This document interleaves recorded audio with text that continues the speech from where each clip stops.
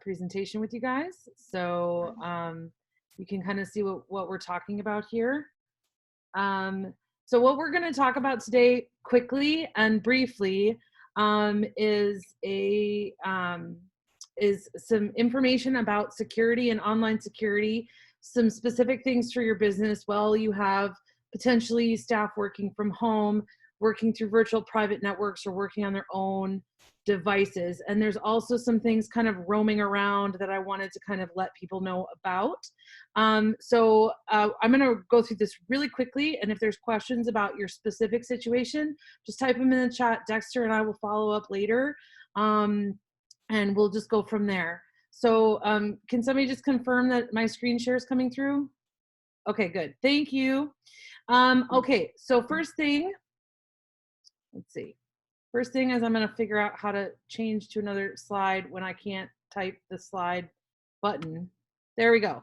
All right. So right now, a lot of us are business owners or managing a business, and there's all kinds of things out there. I'm just going to skate over really quickly because there's people in the community better able to talk about them. So the Small Business Association has all kinds of help right now for small businesses, but there's also a ton of scams and fraud out there trying to get people to fill out extraneous forms and things to try and do that. So contact your banker, contact your accountant, contact your lawyer, be involved with these people because the fraud is really big out there. The United States Chamber phone scams have started again. There's no such thing as the United States Chamber of Commerce, but they make it seem like they're your local Chamber of Commerce.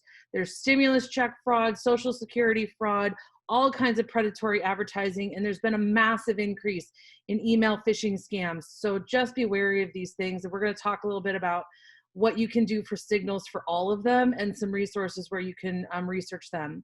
But the biggest thing I want to talk about right now are some things that what might impact those who maybe are a little less technical and maybe don't really have a grasp on how all of this information is being shared around the internet. So one of the things that happens when we're scared, when we're anxious, when we're looking for information that just really isn't out there, is we tend to have a little bit of a decrease in oversight for our personal privacy. So things that we're sharing online, we're sending people passwords through email, we're doing all kinds of things that we wouldn't normally do, in part because a lot of it's more remote. This is incredibly dangerous. Your business is only as secure as your digital security.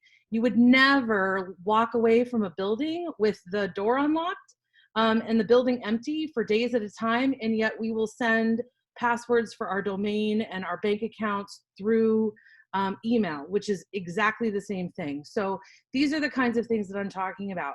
One of the biggest things that's happening is social media information phishing. So who has seen, just by a quick raise of hands, because I can see some people on the side here, who has seen something that looks like this on their Facebook feed, where you're invited to tag people, or maybe you're asked a bunch of questions like, my first prom date was, my favorite uncle is, my first pet was, my porn star name is this plus, that.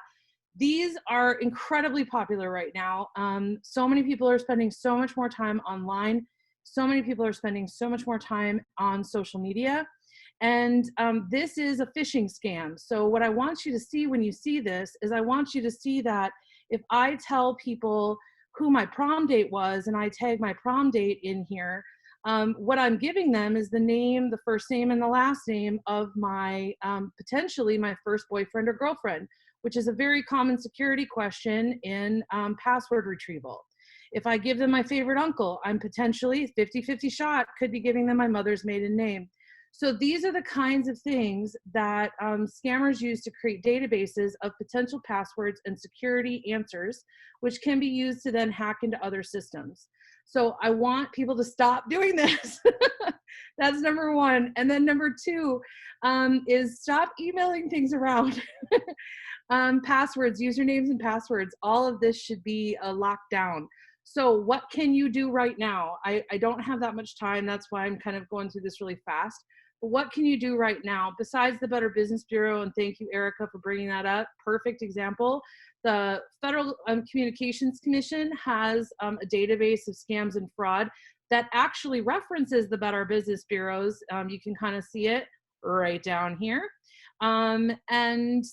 They do that specific for the COVID crisis. You can ask yourself, if I got a Facebook message from somebody that is my friend, but I haven't talked to in forever, maybe it doesn't make any sense. Who is it from? It's from my great aunt Ruth, who hasn't been on Facebook really that much, and I haven't talked to her in like 7 years. Doesn't make sense that she sent it to me. No, well then maybe I probably shouldn't click on that link. Who can I ask? Can I call her and say, hey, did you send this? FCC.gov, the BetterBusinessBureau.org. Google it. If you get something in the email, just Google it. Is this company real? Company name plus the word scam, company name plus the word fraud. Those kinds of things, answers will pop up. Don't agree to anything. Read your terms of service. Those of you who use Apple devices, you have some fail-safes in your device for app permissions and location settings.